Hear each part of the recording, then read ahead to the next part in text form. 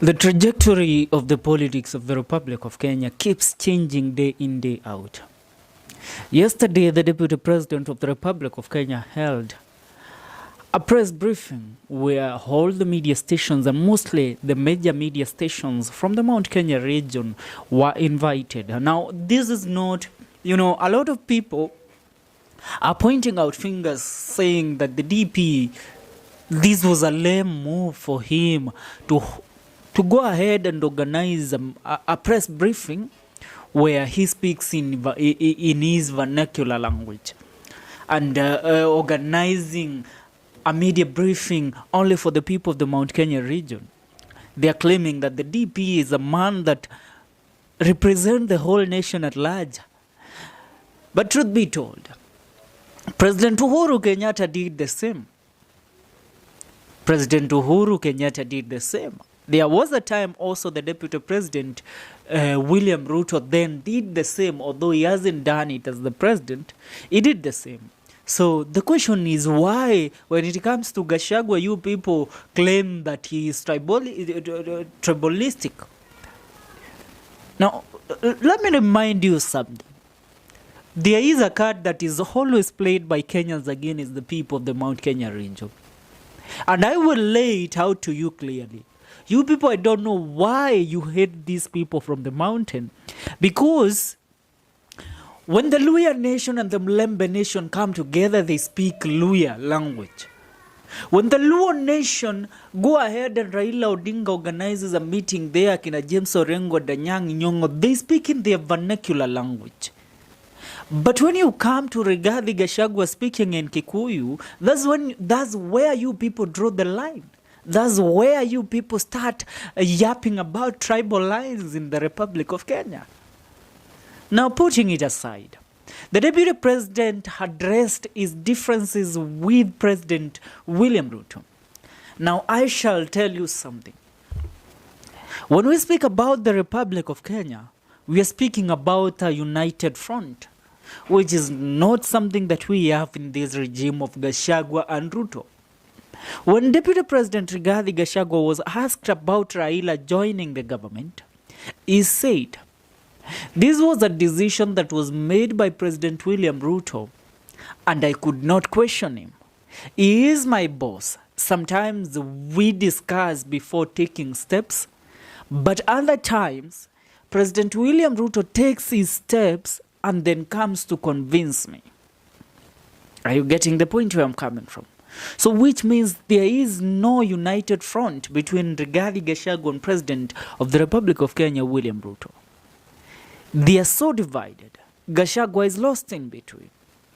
Now, if Gachagua is lost in between Raila Odinga and William Ruto, Gachagua tried to justify that Raila Odinga is not a bad man to be in government, but it is a bitter pill to swallow for Gachagua, admitting that, Raila is not bad. He supported me for 1 man, 1 shilling, 1 vote. What total crap, Mr. Deputy President. What a disgrace you are to your people and even to your own integrity, Mr. Deputy President.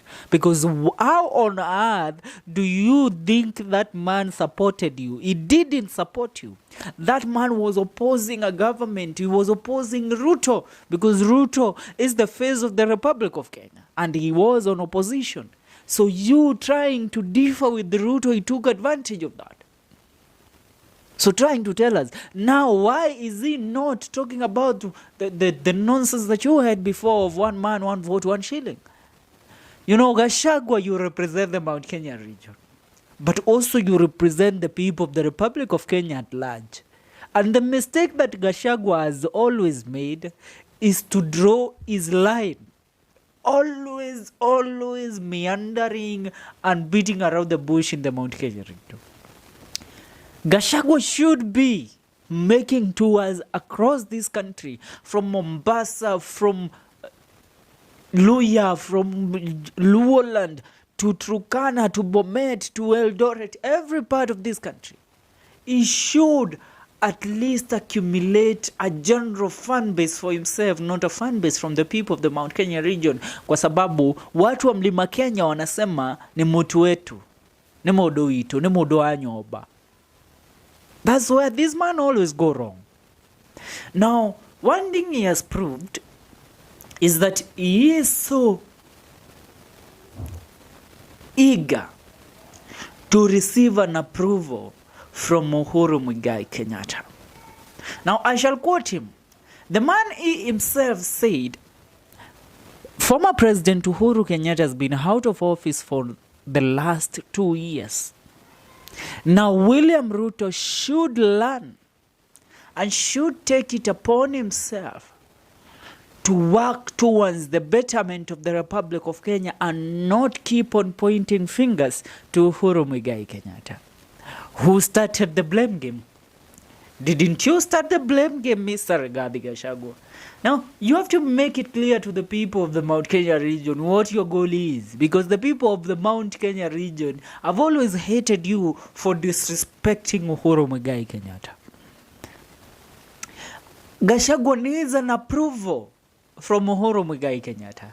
That is what he was trying to portray yesterday on his media brief. Gachagua anataka Uhuru Kenyatta amhakikishie mimi na kusapoti. He said Uhuru Kenyatta is still the kingpin of the Mount Kenya region politics, but I am the leader of the Mount Kenya region politics because I am in government and Uhuru Kenyatta is not. Which we totally agree. We totally agree with that. But for you to become a leader who is respected by the people, you have to be given the tool of being the kingpin. We have to hand over you the tools of leadership. The other marquis of the Kikuyu culture, both the Embu, Meru, Tharaka-Nithi and Kikuyu, have to crown you and give you the jewels of power, which crowns a kingman and a kingpin in the Mount Kenya region politics. Yes, truth be told, Rigathi Gachagua is a man on the verge of collapsing. Is a man that is choking on his own words because he took some rules from the playbook that was used by William Ruto. He tried to play them, but this playbook, only Ruto wrote it and only Ruto knows it. Gachagua has to write his own playbook. If he wants to forge an opposition, he should forge it out of the government as President William Ruto did during the Uhuru Kenyatta era. Right now, Gachagua cannot justify how he is in government while Raila Odinga is holding meetings and briefs in the State House with President William Ruto every day. How can he justify that? That's why we put an end to this video. Remember, this is Gikuyu FM Podcast. Subscribe. And may God bless you and God bless the Republic of Kenya.